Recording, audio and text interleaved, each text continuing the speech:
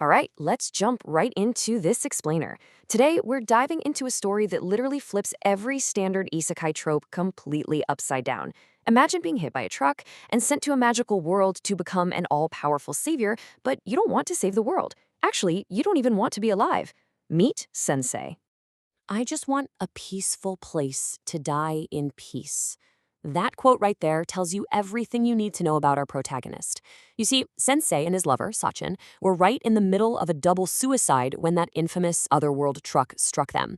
So when Sensei wakes up in the fantasy realm of Zauberberg, he isn't exactly filled with wonder. He looks at his cheerful new guide, Annette, and his literal first instinct is to down a massive handful of tranquilizers. He has zero interest in a grand destiny, he just wants to finish what he started. Look at the stark contrast here. While your standard heroes arrive with glowing armor and massive health pools, Sensei rolls in with exactly 1 HP. He's in a state of permanent poisoning that not even holy light can cure, and his primary weapon is, well, bottomless depression. He is technically the weakest human to ever arrive in Zaberberg, but as you'll see, his incredibly toxic body is about to accidentally become his greatest weapon. Part 1, The Suicidal Hero Awakens. So almost immediately, Sensei's guide Annette, who honestly had already grown pretty numb to arrogant heroes, watches him do the unthinkable. They stumble upon a cat girl named Tama, who's trapped by a monstrous lethal tree that absorbs vital energy. Sensei joyfully throws himself right into it, fully expecting the sweet release of death. But because his body is completely saturated with permanent poison, the tree absorbs his toxicity, suffers massive damage, and literally explodes. Tama is saved, dubs him Sensei, and instantly latches onto our reluctant savior.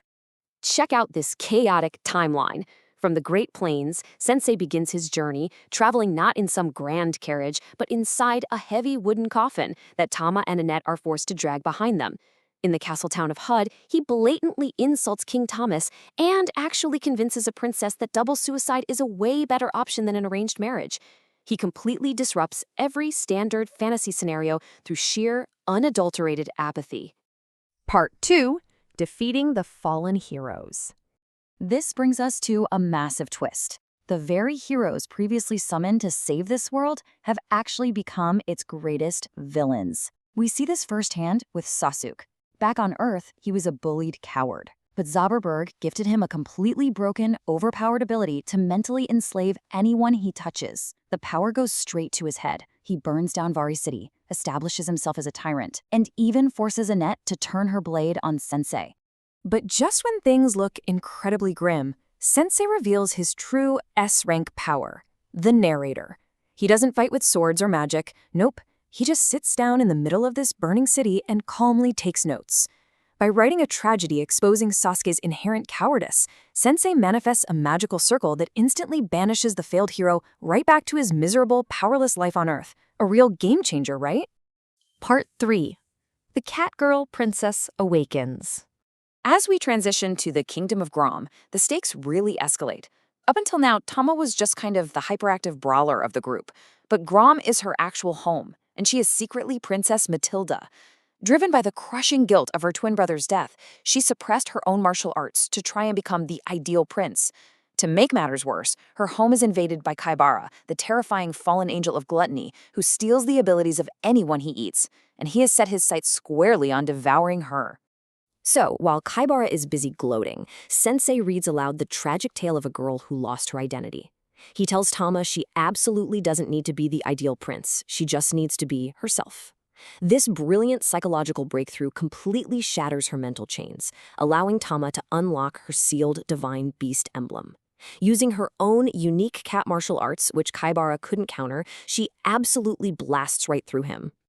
Part 4. Redeeming the Lost Souls. Moving forward, Sensei's narrator ability isn't just a weapon for banishment, it becomes this incredible tool for deep psychological healing. Let's dive into these rapid-fire arcs. In Treeborn Village, he exposes a fake hero to save a misunderstood witch. In the desert, he helps a wheelchair-bound man from Earth who gained werewolf powers finally find the courage to protect orphans. And at the Triton Temple, he confronts Uro, the fallen angel of avarice. By writing the story of Yuro's unspoken love for her sick sister, he heals their souls and sends them both back to Earth to start anew. 5. That is the exact number of fallen angels remaining. Without even trying, Sensei is single-handedly dismantling this tyrannical regime, which leads the church to controversially label our suicidal writer as the world's absolute messiah. Part 5. Queen of Fallen Angels. But you know, all of this heroism is just background noise to Sensei. His only true goal this entire time has been to find the woman he was separated from when the truck hit them. As his party wanders through the holy region, they cross paths with a mysterious woman humming a familiar tune among a sea of corpses. Sensei's eyes widen.